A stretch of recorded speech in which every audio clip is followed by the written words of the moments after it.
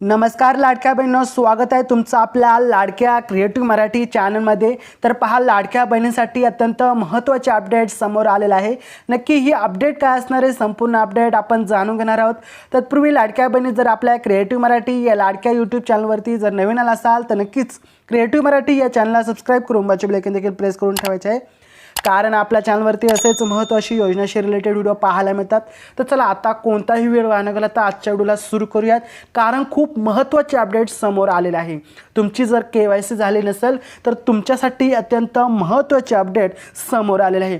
KYC साठी कोणती कागदपत्रे लागणार आहेत, KYC ची जी वेबसाईट होती ती पण आता अपडेट झालेली आहे। मग तुम्हाला लागणारी कागदपत्रे कोणती असणार आहेत, तुमची KYC जर या कागदपत्रांशिवाय अपूर्ण असेल तर तुम्हाला पुढच्या हप्त्यात भेटणार नाहीत।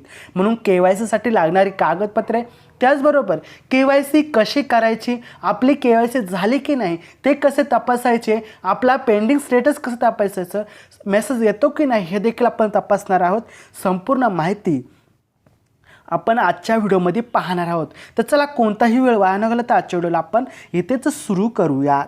तर पहा, महाराष्ट्र सरकारची मुख्यमंत्री माझी लाडकी बहीण योजनेनं महिलांना मोठा आता दिलासा दिलेला आहे। गेल्या वर्षभरात त्यांच्या खात्यामध्ये 18,000ची रक्कम आतापर्यंत जमा झालेली आहे। या योजनेअंतर्गत महिलांना 1500 रुपये दरमहा पात्र महिलांच्या खात्यामध्ये जमा होतो किंवा झालेला देखील आहे। पण गेल्या काही महिन्यात या योजनेचा अनेक घुसखोर घुसल्याचे समोर आलेले आहे। काही पुरुषांनी देखील लाडकी बहीण योजनेचा लाभ घेतलेला आपल्याला पाहायला मिळाला आहे। म्हणूनच लाडकी बहीण योजनेचा गैरफायदा होऊ नये, गैरफायदा झाला नाही पाहिजे, त्यासाठी ही KYC अनिवार्य केलेली आहे। काही पुरुषांनी योजनेचा लाभ घेतल्याचे समोर देखील आलेले आहे। तर सरकारी कर्मचारी महिलांनी योजनेत हात धुवून घेतल्याचे समोर आलेले आहे। योजनेचा विविध निकष लावण्यात आलेले आहेत। या योजनेतील लागलेली घुसखोर तसेच कीड दूर करण्यासाठी आता ही KYC करणे अनिवार्य केलेले आहे, सक्ती करण्यात केलेली आहे। ई KYC साठी कोणकोणती कागदपत्रे लागणार आहेत, अवश्य माहिती जाणून घ्या, संपूर्ण व्हिडिओ पहा। व्हिडिओ आवडला तर एक लाईक, चॅनलला सबस्क्राईब करून तुमचे काही अडचण प्रश्न असेल कॉमेंटमध्ये सांगायला विसरू नका, कारण आम्ही तुमच्या प्रश्नांची उत्तरे वेळोवेळी देत असतो। तर चला, कोणकोणती कागदपत्रे असणार आहेत, तुम्हाला का महत्त्वाचे असणार आहेत आणि KYC कशी करायची संपूर्ण पाहूयात आपण।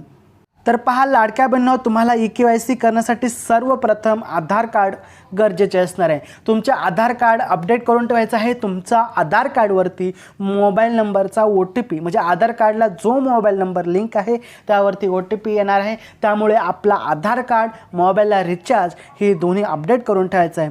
त्याचबरोबर तुम्हाला लागणार आहे पासपोर्ट साईजचा फोटो, जो छोटासा फोटो असतो तो तुम्हाला पासपोर्ट साईजचा फोटो लागणार आहे। या ठिकाणी KYC साठी खूप महत्त्वाचं डॉक्युमेंट मी सांगत आहे तुम्हाला।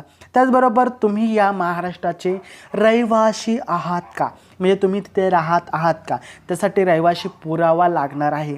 रहिवासी दाखला म्हणतो आपण त्याला। रेशन कार्ड, मतदान ओळखपत्र यापैकी कोणताही डॉक्युमेंट, कोणताही कागदपत्र तुमच्या जवळ असणे गरजेचं आहे। उत्पन्न दाखला देखील तुम्हाला लागणार आहे। तुम्ही गेल्या वेळेस उत्पन्न दाखला अपडेट केला होता, अपलोड केला होता, त्या ठिकाणी आता नवीन उत्पन्न दाखला अपलोड करायचा आहे। बँक खात्याची सविस्तर माहिती आपल्याला या ठिकाणी लागणार आहे। नमूद केलेली इतर कागदपत्रे देखील तुम्हाला लागणार आहेत। तर लाडक्या बहिणींनो, ही कागदपत्रे खूप महत्त्वाची आहे। ही KYC करताना तुम्हाला ही कागदपत्रे विचारली जाणार आहेत। आता सर्वात महत्त्वाचा प्रश्न म्हणजे KYC प्रक्रिया कशी करायची ते आपण जाणून घेऊयात। सरकारच्या योजनेसाठी स्वतंत्र संकेतस्थळ, त्याला आपण वेबसाईट म्हणतो, ती ही आहे। या वेबसाईटवरती आपण जाऊन KYC किंवा महाकेंद्रावरती CSC सेंटरद्वारे किंवा आपल्या चॅनलवरती देखील अगदी व्हिडिओ अपलोड आहे, तो व्हिडिओ पाहून तुम्ही ई-KYC करू शकता। तर पहा, अशा प्रकारे तुम्ही ई-KYC करायचे आहे। प्रथम साईटवरती जायचं आहे। साईटवरती गेल्यानंतर तिथे आपल्याला एक मोठा बॅनर पाहायला मिळतो, लाडक्या बहिणींसाठी ई-KYC करण्यासाठी इथे क्लिक करा। त्या बॅनरवरती आपल्याला क्लिक करायचं आहे। त्या ठिकाणी नाव असेल, पत्ता असेल, रेशन कार्ड असेल, उत्पन्नाची माहिती असेल आणि आधार क्रमांक सर्वात महत्त्वाचा आहे तो विचारला जाणार आहे। तो OTP रिसीव्ह होईल, तो OTP त्या ठिकाणी टाकायचा आहे, जेणेकरून तुमची KYC ही पूर्ण होईल। आता पहा लाडक्या बहिणींनो, ई-KYC पूर्ण करण्याचा जो कालावधी असणार आहे तो असणार आहे 2 महिने। 2 महिन्याच्या आत तुम्हाला ई-KYC पूर्ण करायचे आहे, लक्षात ठेवा।